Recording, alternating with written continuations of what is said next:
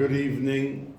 This week's parsha is Parshas Acharei, and it's a single sedra. It's not Acharei and Kedoshim. It also is Shabbos Mevorachim, which ushers in the 2 days of Rosh Chodesh, Sunday and Monday. Beginning Motzoi Shabbos, we say Yalav Yavo for Chodesh Iyar. We know that it's brought down that Iyar is spelled in two ways. Aleph Yud Yud Resh, says the Bnei Yissaschar, or Aleph Yud Resh. Everyone knows that the Aleph Yud Resh stands for Ani Hashem Rofecha. And the Aleph Yud Yud Resh stands for Avram, Yitzchak, Yaakov, and Rachel. Because the month of Iyar, in a sense, is in a higher shoyrish than even Nisan. Nisan's a shoyrish for Geula. But says the Bnei Yissaschar that the month of Nisan is Keneged Rashi Tefillin. And Iyar, because it's a full month of Sfira, that means we begin counting Sfira the second day of Pesach, but the first 2 weeks of Nisan, we don't count Sfira. And we count the last 2 weeks of Nisan, but for the month of Iyar, it is the 1 month that is a complete month. Each and every day is counting Sfira, uplifting ourselves and propelling ourselves into the realm of that day's midah, that day's characteristic of what it represents, and the time of the day that is etched into the essence of the neshama as we count Sfira, has a tremendous effect on the person, a segula to improve, to polish, and bring out the luster of Chesed Shebetiferes, of what each and every day stands for, to be able to bring it out into its full potential and actuality of what it can do for the person. Now, there is a sefer called Shailas Utshuvas Min HaShamayim, and one of the Rishonim went to Shamayim and asked, even before the Rishonim, and asked 70 questions. And they answered them on 69. The 70th question was when Mashiach will come. And they didn't want to say, they didn't discuss it. But the other 69 questions they did ask, and they did answer. And one of the questions was, what tefillin do they wear in Shamayim? So the answer was that the whole Pamalya Shalmala wears Rashi, and HaKadosh Baruch Hu wears Rabbeinu Tam. And says the Bnei Yissaschar that the whole month of Nisan is Keneged Rashi, and Rabbeinu Tam is Keneged the month of Iyar, which tells us that we are propelled into a realm of unbelievable power.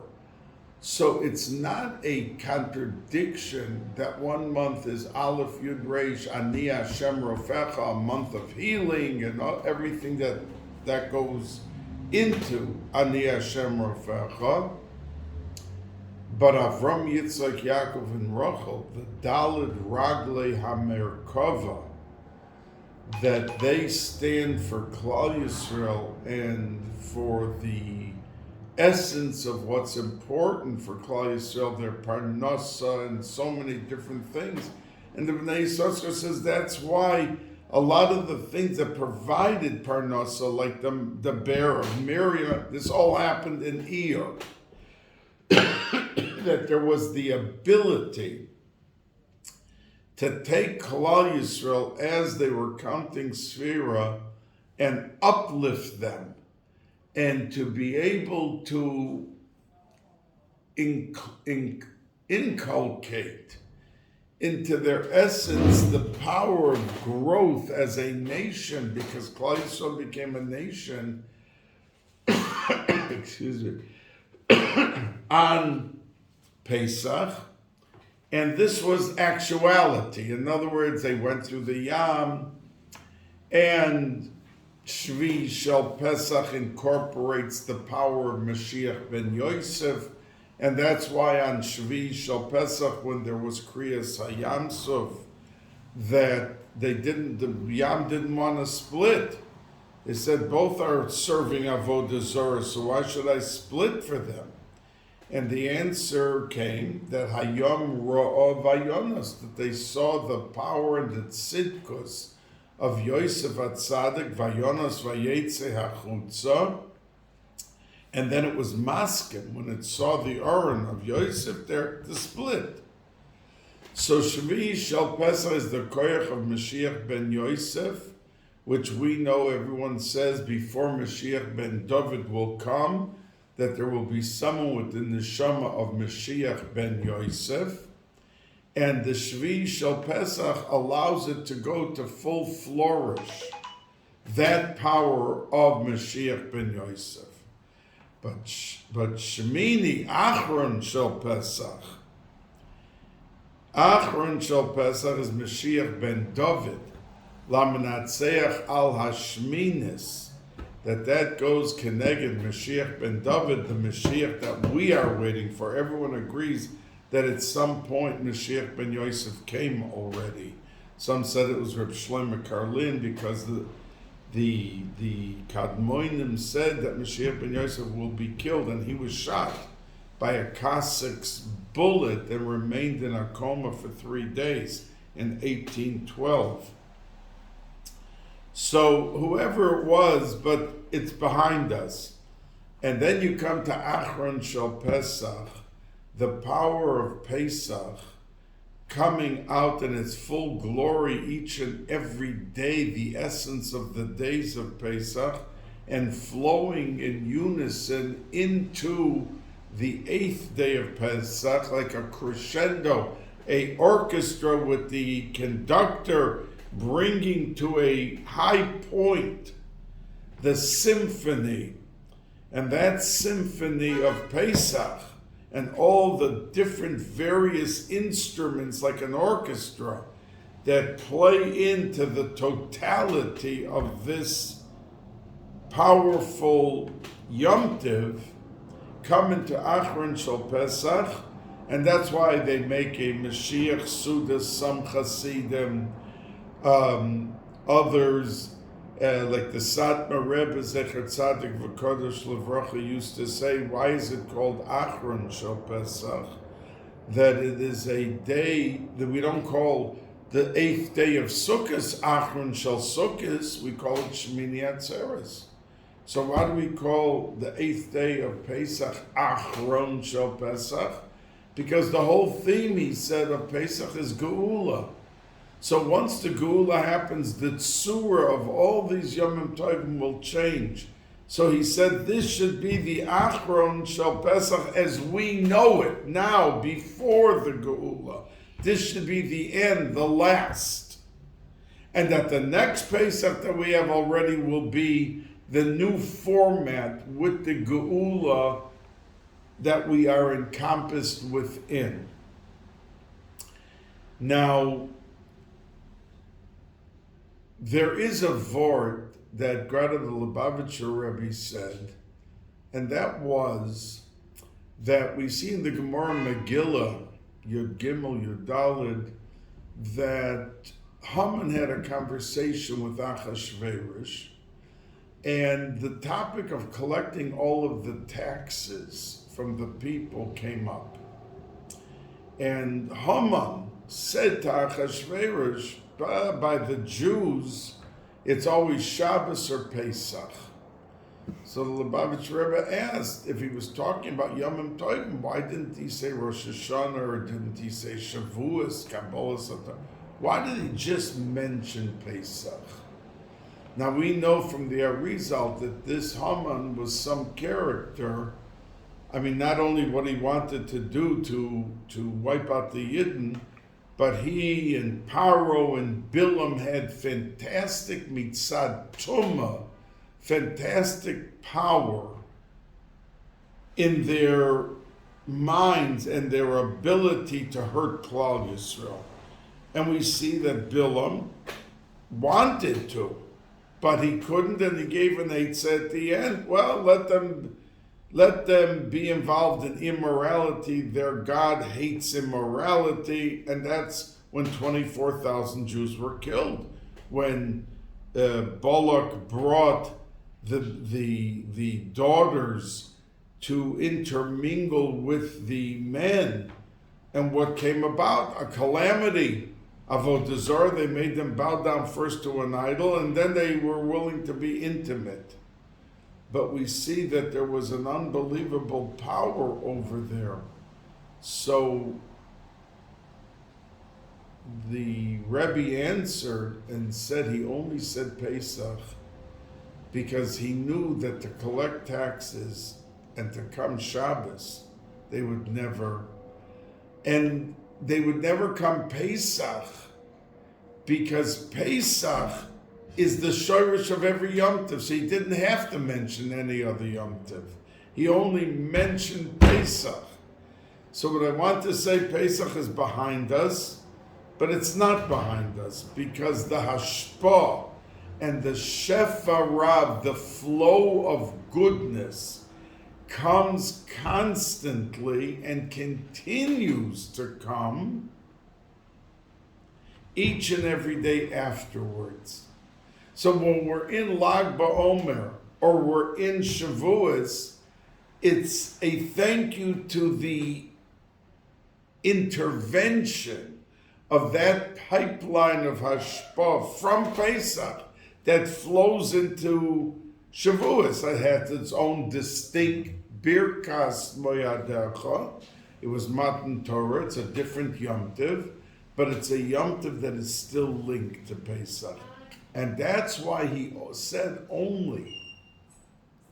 mentioned only Pesach, because with his koiches and his power and his ability to be able to affect Klal Yisrael, he knew that it's the Shabbos and it's the Pesach that's their weaponry, that's their power of what makes them what they are. He came, and Baruch Hashem, he was not able to do anything to the end. The only one that Haman killed was Daniel. Daniel, the famous Daniel. He was killed by Haman.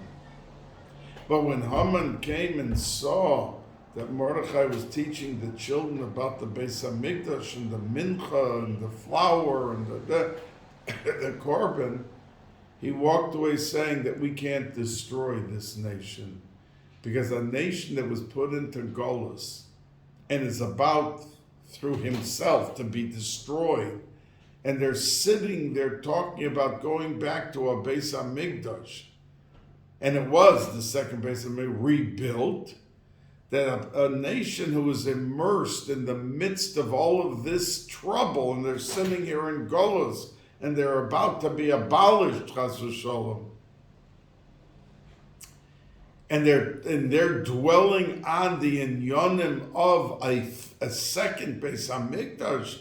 These are a people who will never lose the war, and they will eventually come back. And that's what we are hoping, that after 2,000 since then years, as a matter of fact, it was, it's like 2,000 years of Golus and what we have lived through, that we will be brought back. And we are busy learning Hilchas Binyan Bayis Shlishi and all the things that we have to do, because our hope and our emunah is attached to that aspect of where Klal Yisrael will eventually be.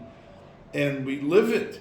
We live it, and we daven for it, and we bring it out in its finest, strong form. But it comes to flourish, this whole avoid of Chodesh Nisan, into Chodesh Iyar, and that's why that is the Chodesh of Refuah.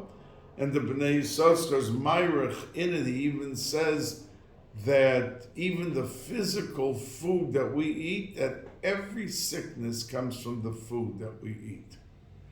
And that there's strong effective power to food, but there's a negative side that when we eat things that are not healthy, that it can really affect the status. And it's because that since the Shoirish Ani Hashem Rofecha, that we can be zoichet to healing, that we have to understand that in living, what we have to do and what we don't have to do to be able to have that healthy life. But above that is the fact that Avram, Yitzchak, and Yaakov, who are the four legs of the Merkava, the royal heavenly chariot of HaKadosh Baruch Hu, that they come with the midos of the Ksfiras HaOmer to become part and parcel of us. So we hope that every Yid left Pesach and is leaving Chodesh Nisan with that they had a healthy appetite as they ate the matzah, and they incorporated the emunah into their mahus, and wanted more emunah, stronger emunah that would be meaningful in their lives. Because when we are afraid of something, it's usually a lack of emunah. Tzaddikim were not afraid. Tzaddikim lived and davened, and when there was a calamity or a tragedy, but they were not afraid of it, because they knew it was the Ratzon of HaKadosh Baruch Hu, and that somehow they would reach HaKadosh Baruch Hu, and he would help short-term or long-term. But that's always with the Yesod of Emunah. Now, coming to our Parsha, the opening pasuk of our Parsha, Vayedaber Hashem el Moshe, Acharei Moshe Shnei B'nei Aharon, B'korvosam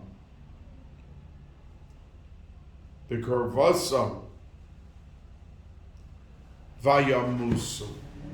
When they brought their korban, they were tzaddikim gemurim. It says Dasan Aviram, not Dasan, I'm sorry, Nadav and Avihu.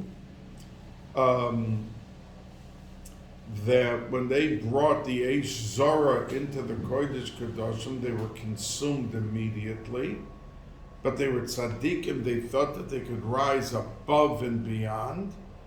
A message to extremists that we can't create new things in Yiddishkeit. We have to do what we're told and do the mitzvahs, bishlemas, with ava, with yira, and to be able to then carry it packaged with that ava and yira to Shemayim, and have the nachas ruach HaKadosh Baruch Hu when we're putting on tefillin, when we're giving an ani a $5 bill, that whatever we're doing in mitzvahs maisias here in this world, that we should be able to propel ourselves into a realm that HaKadosh Baruch Hu is enjoying and having a nachas ruach from what we're doing.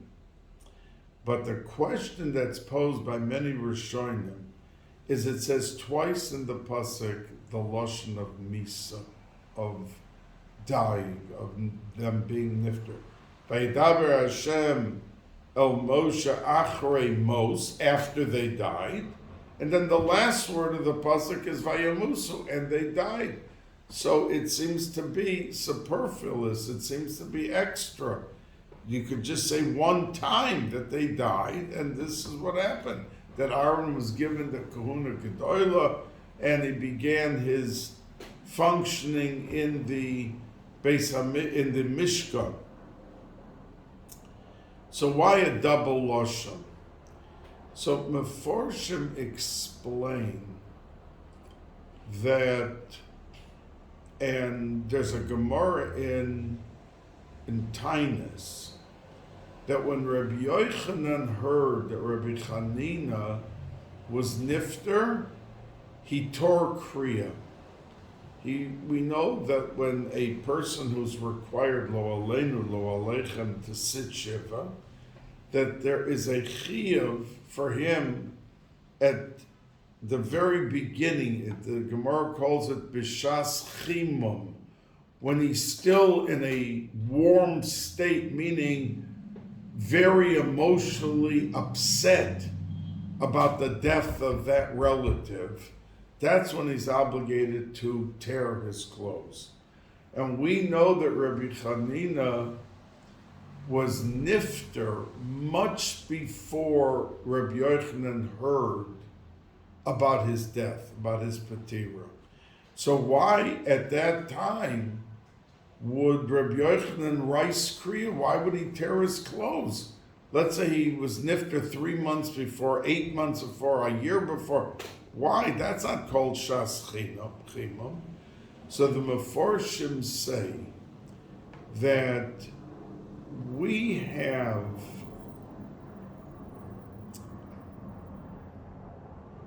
when a regular person is nifter, that you need shas chimum. But when somebody great is nifter, and we don't hear about it for 10 months or for 2 years, for whatever the reason, we could rice kriya then. Why? Because it says, the Gemara says, b'chol shata, every hour that we are busy quoting great people who said great things, especially the Gemara, the Mishnayos, that their words, when it is conveyed and related to someone, that's called shas chimum. Because we're reenacting and reliving the valuable life of that tzaddik through his mamori chazal and through what he said. And we know that there is, the Gemara says, sosam dovavos bekever. But this, say the Meforshim, is the reason why there was a second Vayamusu in the Pasuk. It wasn't extra.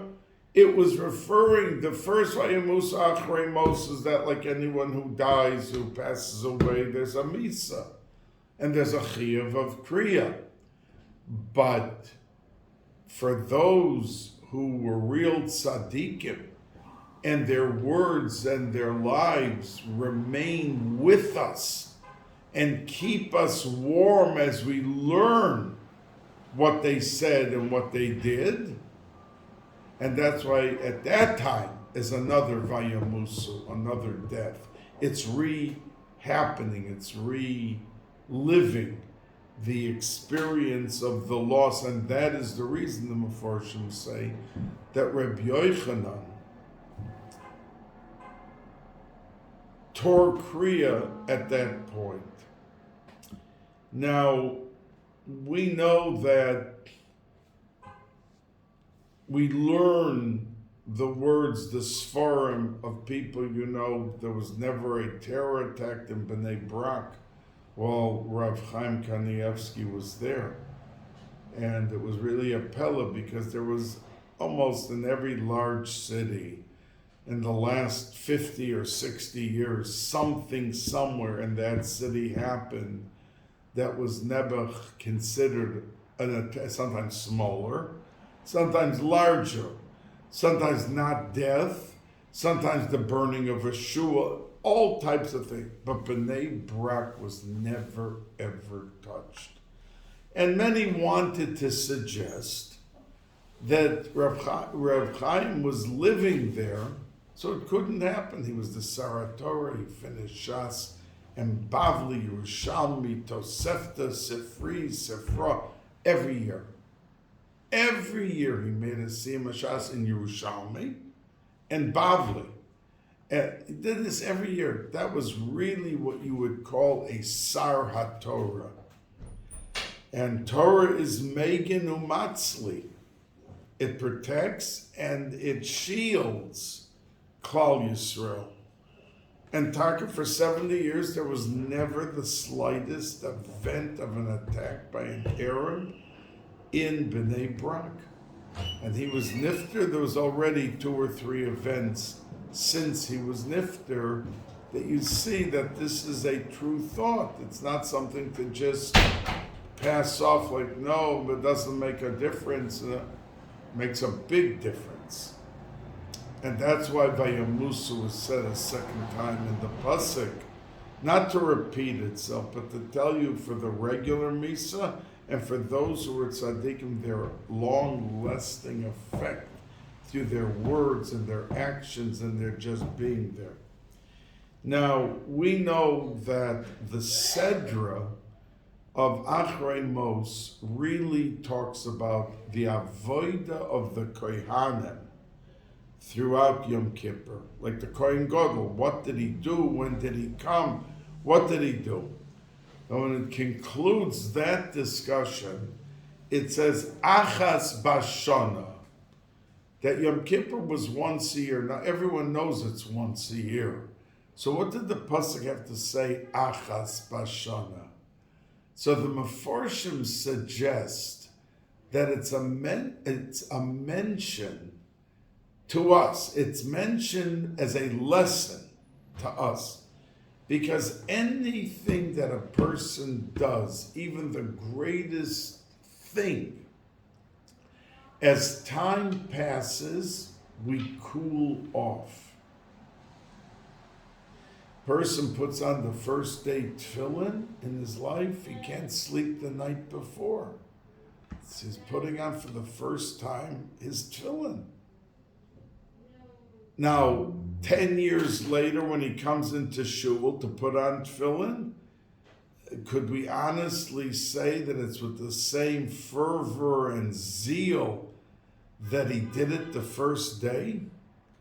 So the remez is, in that pasuk, say the Mefarshim, that the Kohen Gadol treated the Yom Kippur. There was one Kohen Gadol that went 80 years in and out of the Kodesh Kedoshim. But it was Achas Bashana. It was like the first time he did it. It wasn't like it was his, I've done this already for years, I'm used to it, and I know what to do and how to do it, how to survive and come out alive from the Kodesh Kedoshim. But it was Achas Bashana. And that's why in davening we say, Achas v'achas, Achas v'shtayim, Achas v'sholos, Achas v'arba, Achas v'chamesh. What do we have to keep saying the Achas for? Just say, he did it once, he spritzed, he sprinkled the blood the first time, the second time, the third time, the fourth time. What's this Achas that we keep saying? Because we're alluding to the fact that the Kohen Gadol was so enthused and excited about what he was doing that when he even got to the 7th time, it wasn't like, okay, he did it the second time, the third time, the fourth. He did it the 7th time like he did it the first time. And that's why the Achas is being repeated. That he did it with such a flavor of thirst to be able to be doing what he was doing, that the Achas was never, ever lost from there.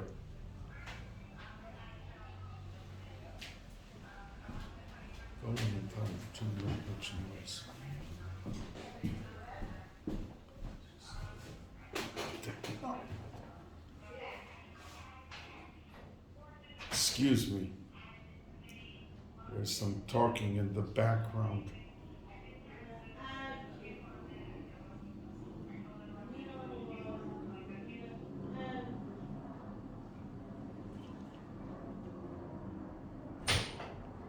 I'm sorry for the interruption. Another thing I want to mention in regard to Yom Kippur is that it says in the pasuk, "Bezos yavo Aaron el hakodesh befar ben bakar va'ayel lechatos," that the word Zos is spelled Zayin Aleph Tov, and it's Gematria 408. Now, if you look in your Machzor, Rosh Hashanah, and Yom Kippur, you will see that above, when we say Useshuva, Utfila, Utsadaka, Ma'avirin Esroya Hagazera, that above it says Useshuva, the word som in little letters, which means to fast. Tfila, it says kol, kuf, vov, lamed. And above tzedakah, it says mamon, meaning money that we give to tzedakah. Now, all three of those words are Gematria 136. Som, tzadik, vav, mem is 136. Kol is Gematria 136. And Mammon is also Gematria 136. And the word Zos is 408, which if you take the three Kol, Som, and Mammon, all 336 times 3 is 408. So the pasuk is Marames Meforshim say, Bezos Yavo Aaron, that Aaron can come into the Kodesh Kedoshim and to do the Avodah with the schus of Klal Yisrael's fasting, the tzom, the kol, their davening, and the mammon, the tzedakah that they're giving.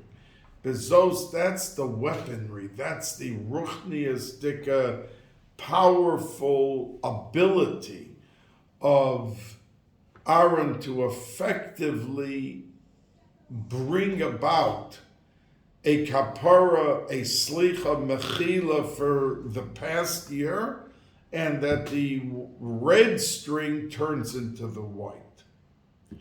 So we should realize that it's not only Yom Kippur that carries the day with these three things. Because the essence of the day of Yom Kippur, it's etched into the essence as a day of Slicha, Mechil, and Kapara.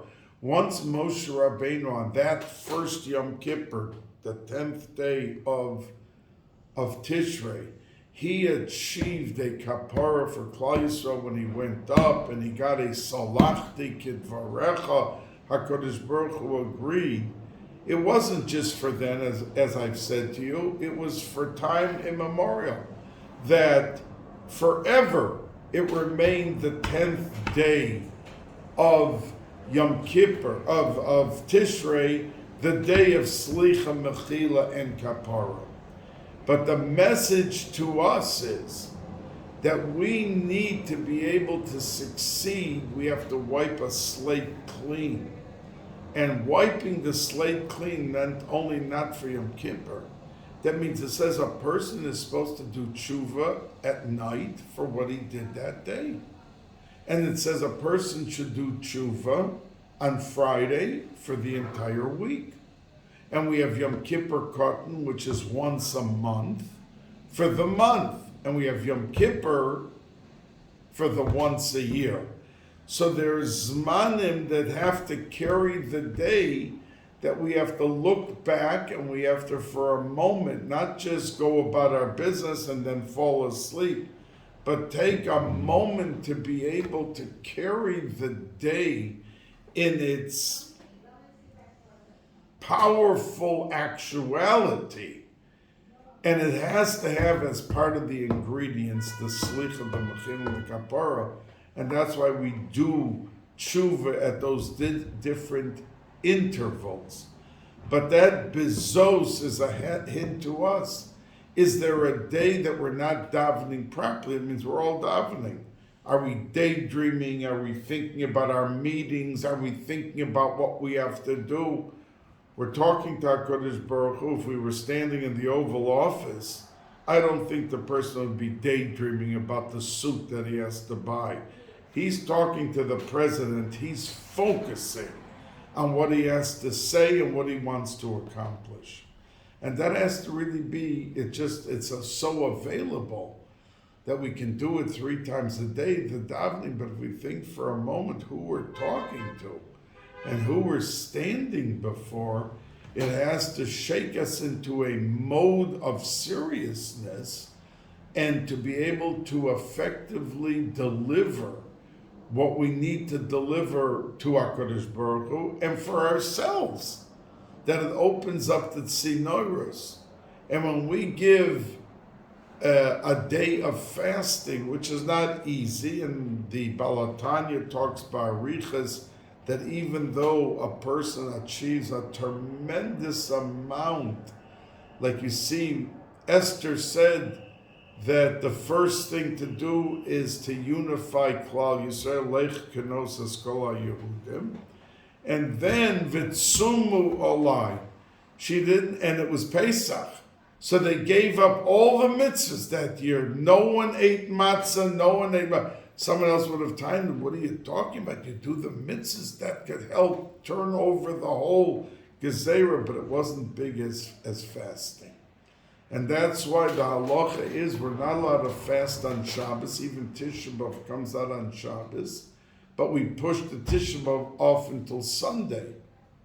But if a person has a bad dream Friday night, and he has no 3 people that he could make hatovas chalom Shabbos morning, he fasts. So Tisha B'Av we wouldn't fast on Shabbos, but for a chalom that's serious, we would fast. And there are people who have fasted Shabbos because they couldn't get 3 people together to say the nusach of hatovas chalom, because a chalom could be very serious. Most are nonsense. But you see from the nusach of hatovas chalom that it's a serious thing in some specific cases. And there's simanim that tell you what's serious and what's not serious. But fasting is a cure. A cure to such an extent that we fast on Shabbos, something we don't do. And if it wouldn't be a special pasuk for Yom Kippur, we wouldn't be allowed to fast on Yom Kippur on Shabbos.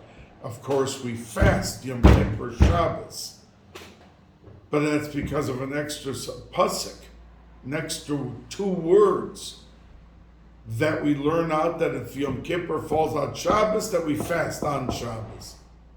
Because we don't fast it. Shabbos is so important that you have to have Oynig Shabbos and the Kovid Shabbos and everything, which includes the Seudos. So we're not mevatel it.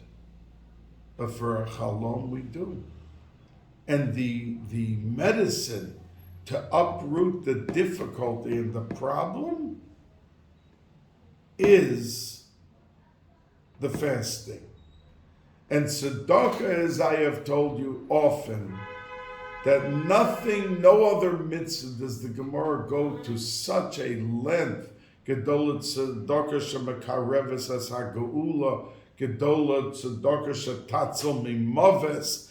I mean, tzedakah has a far, far-reaching effect, so much so that B'nai Yissaschar, it's Kri Uksiv, between the Vav K, the Vav is Torah, and the last Hey is mitzvahs. But tzedakah stands in between. It's higher than all the mitzvahs, but it doesn't reach the Vav of learning Torah. But the tzedakah is so powerful that it could really, a person that has an important meeting, they put into the Pushka tzedakah and say, Rabban Shalom, help me be matzliach. Or a person lo aleinu lo alechem is deathly ill and sick in a hospital, so they too are giving tzedakah more than maybe they usually give, because they know that tzedakah has in it the most outstanding, powerful effect for one's neshama and his requests. Now, I want to say to you that after the avodah of our Seder about what the Kohen Gadol does, and on Yom Kippur changes his clothes 5 times, the only time he's allowed to go into the Kodesh Kadoshim is Yom Kippur, And after this whole discussion, the the Parsha goes into the inyan of Aroyos, of immorality, relationships that are mutter, that are permissible and not. Now, if a relationship is usur, that means, let's say a person is not allowed to be intimate. It's an isur d'oraisa, let's say to be with his daughter-in-law and her mother. In other words, the fact that she is a daughter-in-law asers her mother. What happens if the daughter-in-law dies? Chas v'shalom. The mother remains usur always. That means all of the aroyos that we have, that we can't marry this one or we can't be with that one, whatever, remain usur, even if the reason that they became usur is removed. Someone dies, that they are never allowed to marry that person. But there's one exception, and that is the sister of a wife. The pasuk says b'chayeha, this week's Sedra, that while she's alive, in other words, a man could marry more midin Torah, more than one wife. So why can't he marry his wife's sister? So the pasuk tells you litzror, because they're tsaris, they're problems, one for the other. There's jealousy, and the Ramban talks, if you look into the Ramban, this week's Sedra, a lot about it. And the Ramban brings out the point that two sisters could never survive together being the wives of the same person. And therefore the Torah said, litzror, we don't want rivalry, we don't want jealousy, we don't want that. So it's usher. But if the wife dies, then you can marry the sister, the Novominsker Rebbe. Olav Shalom. He was married to a woman, and when she died, he married her sister, who was an almana, who had been married to another man and passed away, and they have a very beautiful relationship together.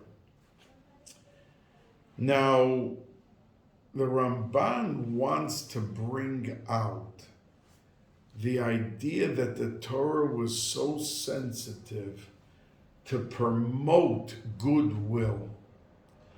That means, of course, a man could marry more than one woman. Okay, there was Acharei and Rabbeinu Gershon. There were different considerations. We don't do it, but midin Torah, you can marry more than one woman. But when it came to the effectiveness of shalom bayis, a person has to remove all the obstacles that present themselves that could cause difficulty between a husband and wife. At all expenses, and the Meforshim and the Ramban is maramis to this also.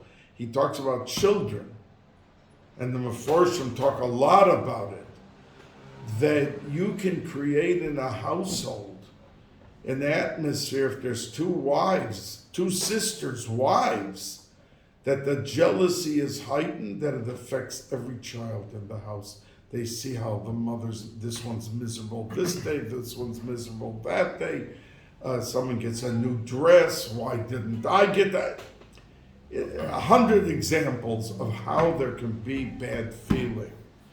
And the point I'm trying to bring out is that we see from this chazal that even though it becomes mutter if the wife dies, but the Torah litzror, and that's what the Ramban accentuates and underscores, the atmosphere of a home, and that's the reason litzror, that there's tsaris between people if you let two sisters marry, and in the discussion of understanding the Isser, of how far and at what great lengths the Torah went to promote goodwill.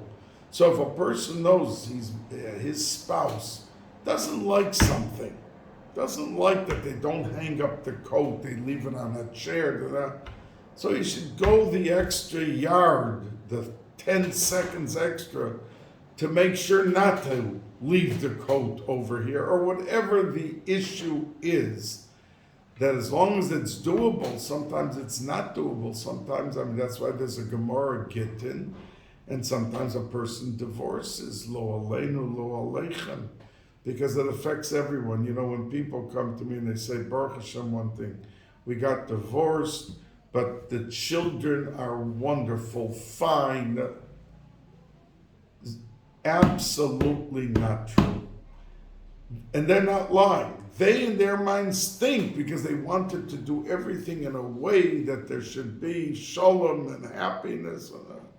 So they are convinced that no one was affected. But the truth is, children are so affected. In classrooms, I could go in one lesson, an interaction, I can almost point out whose parents are divorced and not.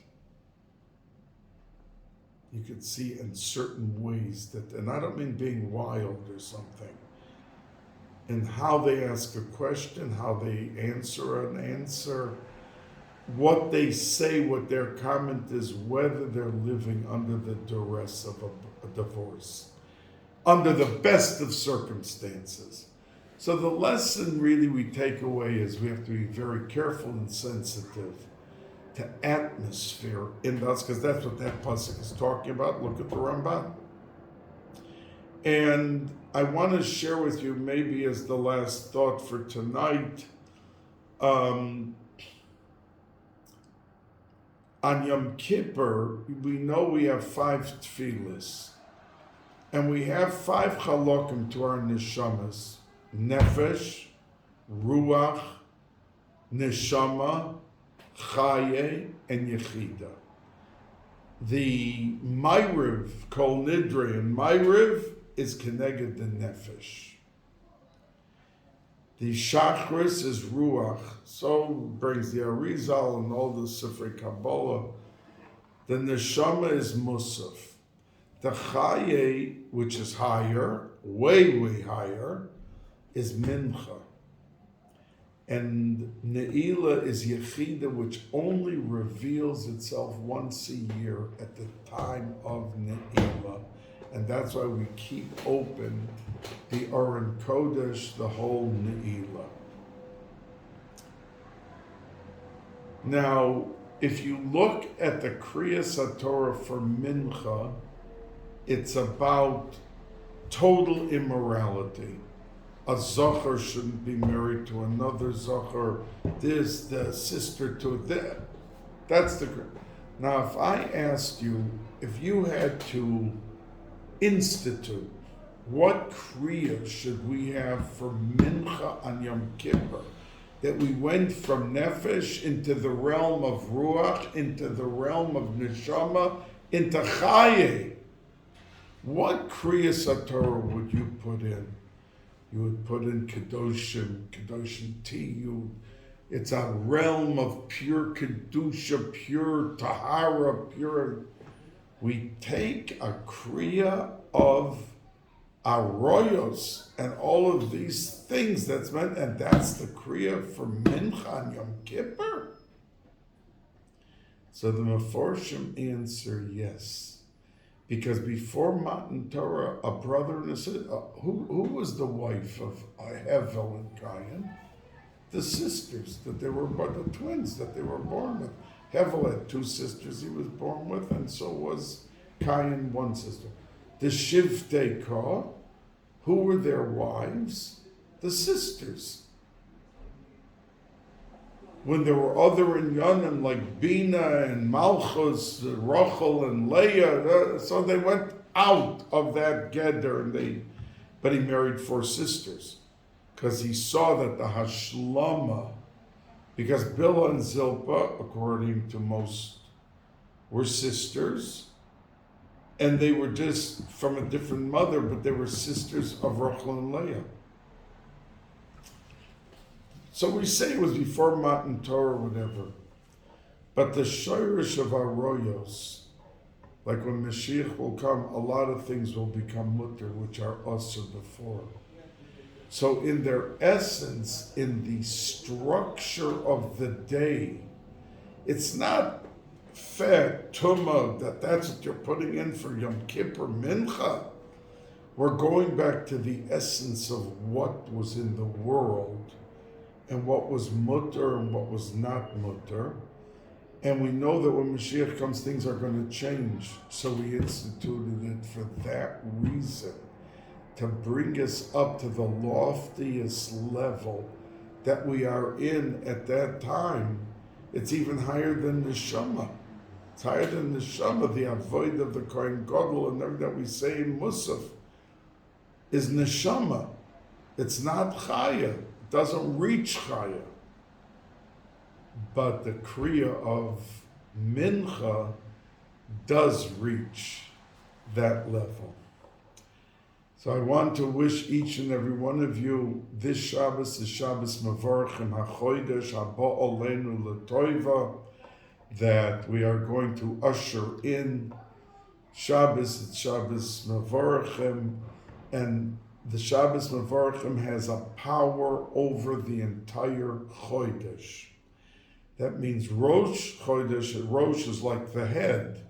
And the head affects the whole body. If a person wants to pick up their hand, it has to come a message from the head.